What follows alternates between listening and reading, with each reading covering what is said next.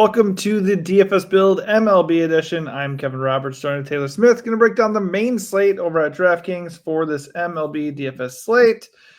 Hopefully, what we do here does help you out. If it does, hit the like button, subscribe to the channel, and get our picks and stacks for everything that we do, plus access to our Discord for just $5.99 per month.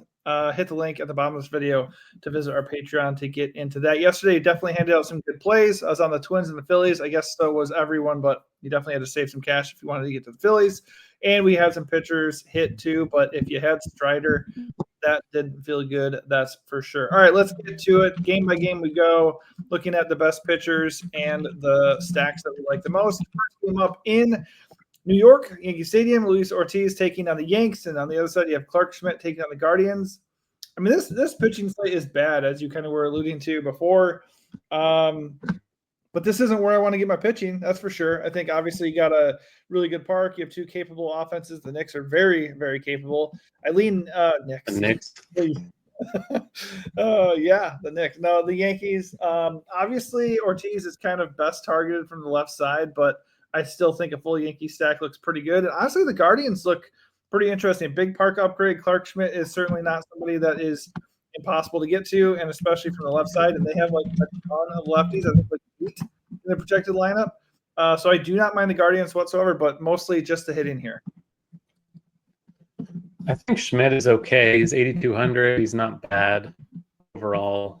Cleveland, not a very powerful lineup either. And it's just a bad pitching slate.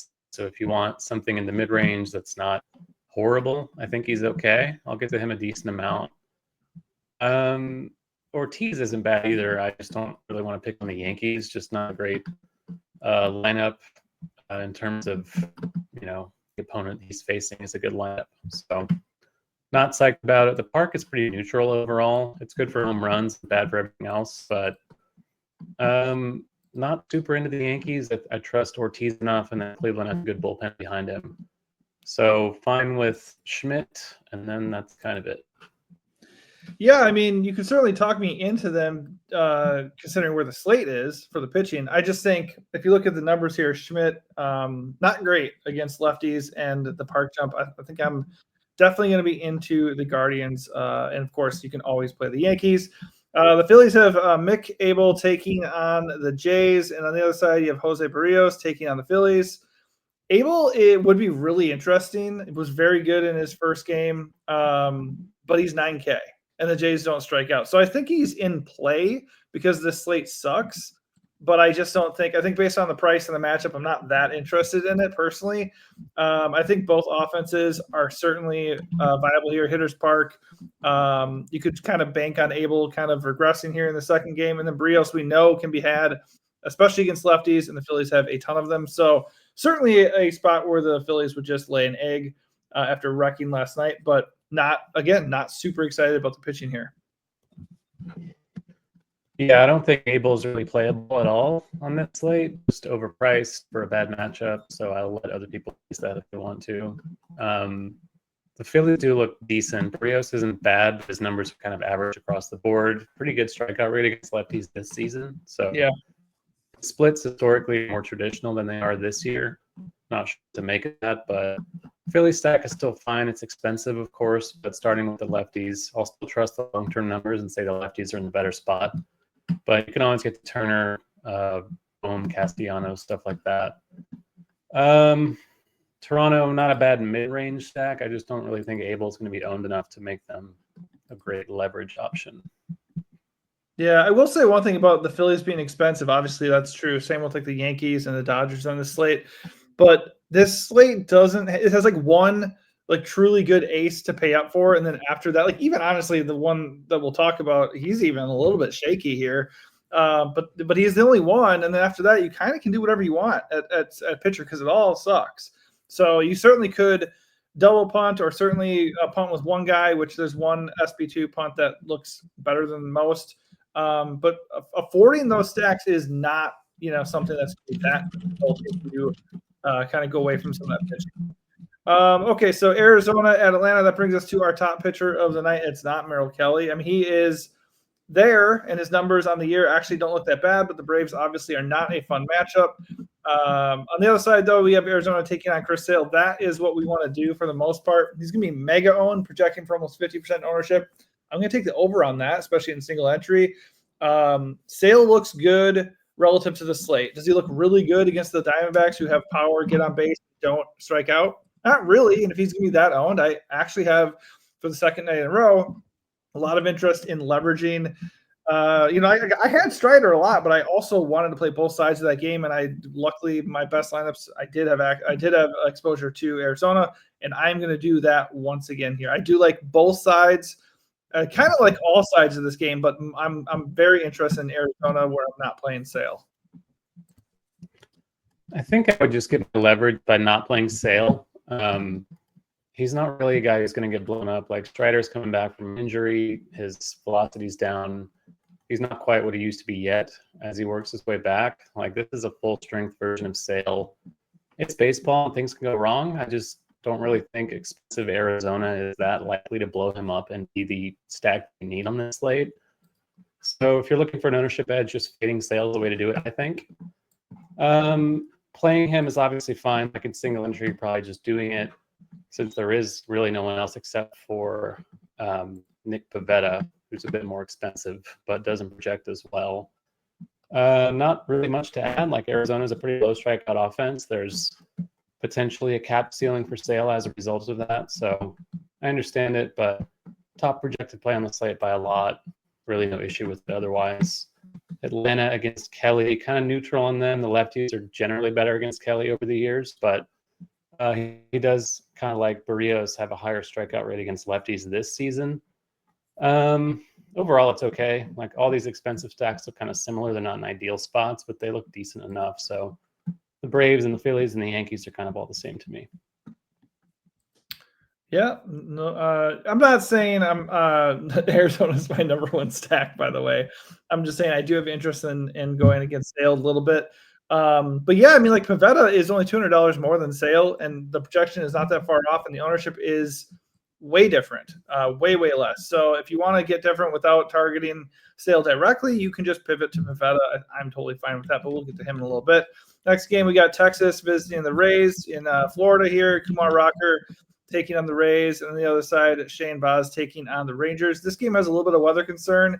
I think this one's okay, probably. There's another game that is a lot more likely to potentially be postponed.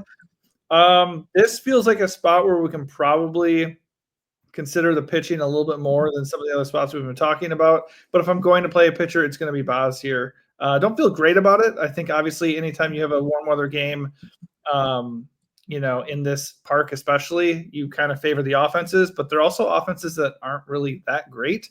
So I think if I'm going to do anything here, it's probably going to be Baz. But with the weather concerns, in other games to be had, I think I'm just going to kind of avoid it. Yeah, I think Baz is okay. He's been really up and down, but we saw him spike some pretty big strikeout games early in the season, so he has the potential. And the Rangers have been really dreadful all season offensively, so I think that's fine. There's not much else to like on slate pitching-wise. Rocker's cheap, 6,700, and we're going to see ownership on a cheaper pitcher on this slate, so I think you can look his way as a pivot. He does have some ground ball ability. He's supposed to have strikeout skills. We haven't really seen him yet in the major leagues, but he is a top prospect.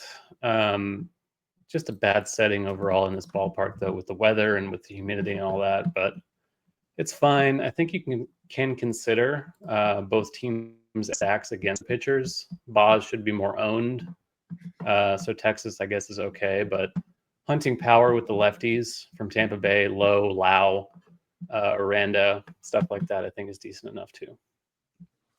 All right, next up we got the Tigers still in Chicago against the White Sox. Sawyer Gipson-Long makes his first start since Tommy John surgery, been out a year. Pitch count is expected to be around 70 to 75. Not much interest in him going up against the White Sox just because of the limitation. Obviously, the matchup is good, but as we've kind of talked about the other day, it's not quite as good as people tend to think.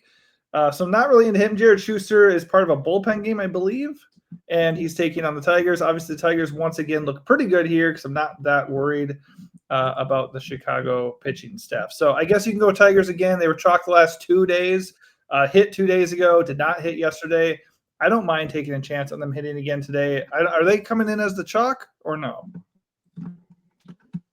They'll probably get some. People like to pick on the White Sox. It's true. They have a decent total, 479. I think there'll be some ownership here. I don't think there'll be like overwhelming chalk. I think Minnesota again is going to be probably the chalk. So I don't mind Detroit either. I think it's a pretty good stack. The bullpen game is not something I generally like to pick on, but it is a bad bullpen, so I think I'm okay with it. Still start with the power lefties like Carpenter if he's in there, and Green, stuff like that. Winfield, Perez, if he makes the lineup, is decently cheap too. Parker Meadows.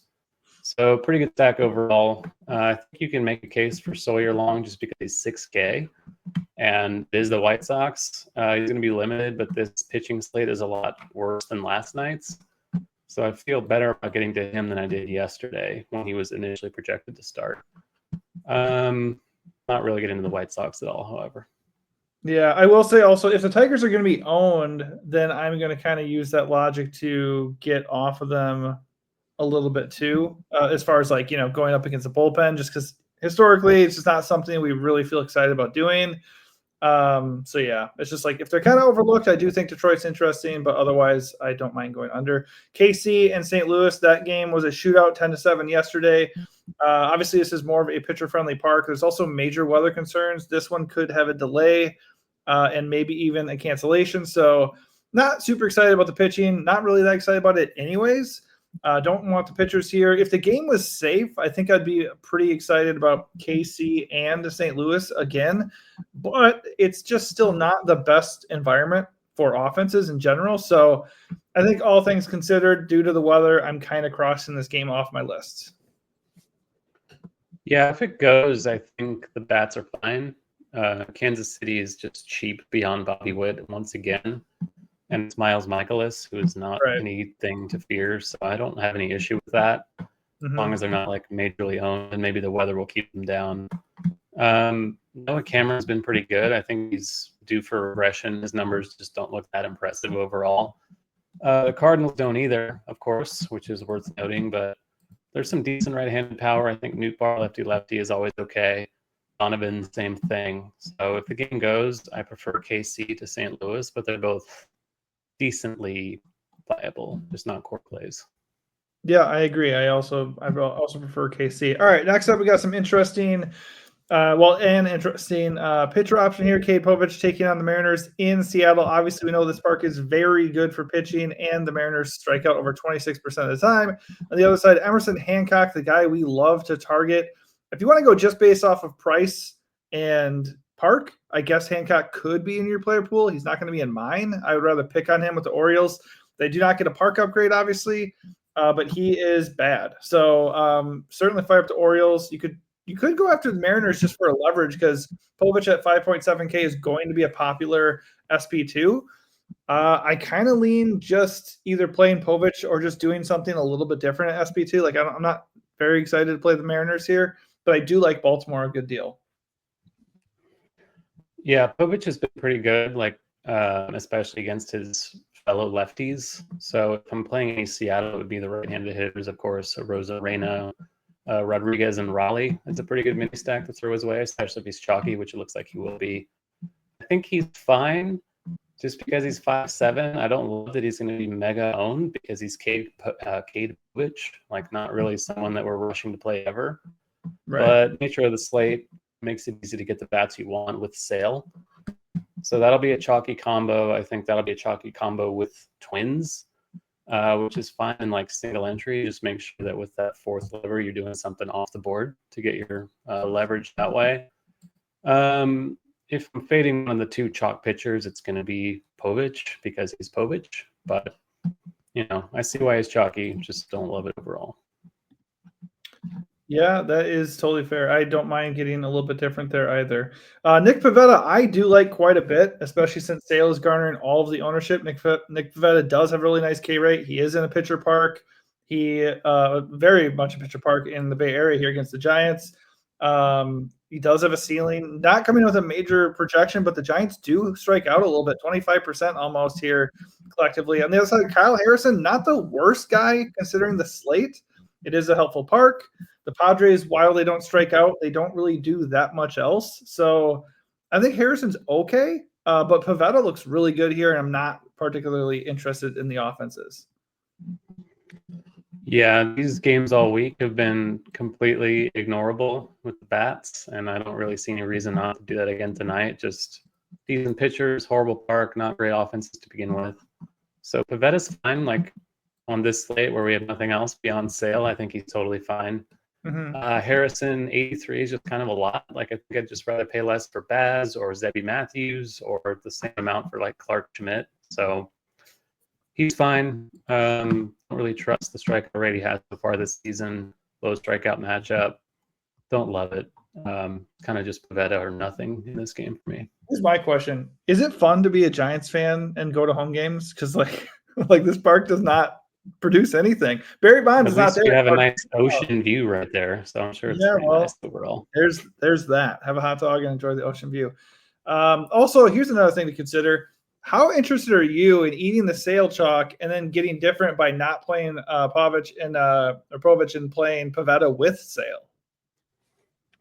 Yeah, that's viable. I mean, obviously you've got to find something cheap on the hitting side, so you're not getting Dodgers, Braves, Yankees, right? Anything like that. But you can do like Tampa Bay, Kansas City, Minnesota has cheap bats, so it's possible, I think, and it's a pretty good route given the way the pitching is not great on this slate. Yeah, I just think for sure. I mean, you don't have to do that, obviously, but I would certainly start thinking about something different at pitching because the odds of Sale having a pristine night against the Diamondbacks and Povich working out at 5.7K doesn't feel amazing, and that's going to be like the chalky pitcher pairing. So definitely want to switch things up a little bit. All right, moving on here. 2 more games. We got the Athletics hosting the Twins. Twins went off last night as everyone expected them to. Zebby Matthews takes on the A's. And the other side, Sean Newcomb takes on the Twins. Now, the pitching looks bad here. Zebby Matthews does project pretty well for the slate, but that's not saying much because he's only coming in with like 11-point fantasy projection. If he's actually going to get ownership, and right now he's at like 11%. I'm sorry, the projection is 13 and the ownership is at 11. If he's going to garner ownership in this park with it being warm and the wind blowing out, like I love the Athletics. The Athletics look really good, especially just a natural pivot away from the currently top chalk Minnesota bats. But again, I like the Twins too. Like, there's nothing wrong with the Twins. The pitching just does not scare me, and this park is very, very good for hitting. It's a day that ends in Y, so Kevin likes the Athletics. Hey, I think he's a decent play on this slate. He's cheap enough. The A's are not good. They've lost 19 of their last 20 games, which seems bad. They have strikeouts in the lineup. Not good. It's not good. I do think they're a fine stack, though. Like you said, the weather's good. The park is good. They do have power. Zebby Matthews is hardly an established major league pitcher anyway. So yeah, I'm okay with it. I think Minnesota, again, is pretty good chalk. I was into them last night. Sean Newcomb, former A, back to being a current A, I believe. I think he was in Boston to begin the season, just not a very good pitcher from the left side. Mediocre numbers against hitters from both sides. So Minnesota looks good. They're cheap. They're entirely right-handed against him. The ownership is the only thing I wouldn't love, but on this slate, I get it. So no real issue with it. If you're playing them and you're playing Sale and you're playing Povich again, just something really off the board with your other stack or one-offs. Yeah. Obviously, if you're just looking for mini stack the Twins and fully stack somebody else. Yeah, there you go. If you're just looking for a logical stack, the Twins are the chalk stack for a reason. I agree. They're probably the best stack on the board when you look at it from a very, just natural perspective here. The thing is, the reason why I usually like the Athletics is because, number one, this ballpark. And then also they do have power and they're not really owned very much. And like in their particular game, the other team they're facing is going to be mega owned. They just seem like a pretty interesting leverage stack in that regard. Plus the guy they're facing, not very scary, and he also is going to get a little bit of ownership. Would I make the Athletics a major priority? No, but I do like them a good deal. Griffin Canning taking on the Dodgers. Godspeed, Griffin Canning. He's been way better this year. I'll give him that, but I don't really want to play him against the Dodgers. Tony Gonsolin taking on the Mets. That seems bad. They got a lot of green in their lineup, and he struggles mightily against lefties, and they have 1, 2, 3, 4, 5, 6 to throw his way. Certainly like the Mets, certainly like the Dodgers. And it looks like we may have lost Taylor here. Not sure if he's in or not. See if he's still there. And he might not. Maybe he'll pop back in. Okay. So we'll just wrap it up kind of in that vein. Let's see if he's going to be fully out. We'll see. Anyways, point is, Dodger Stadium, hitter-friendly park. The pitching in terms of just, general talent like Gonsolin and Canning are not terrible, but they're facing two very, very good offenses. So I'm definitely going to get some exposure to both sides here with the Mets and Dodgers. No direct lean. Let's see who's coming in. Top here, I think it's going to be Dodgers at home. 5.41 implied run total with the Mets at 4.59. So both offenses are fully capable.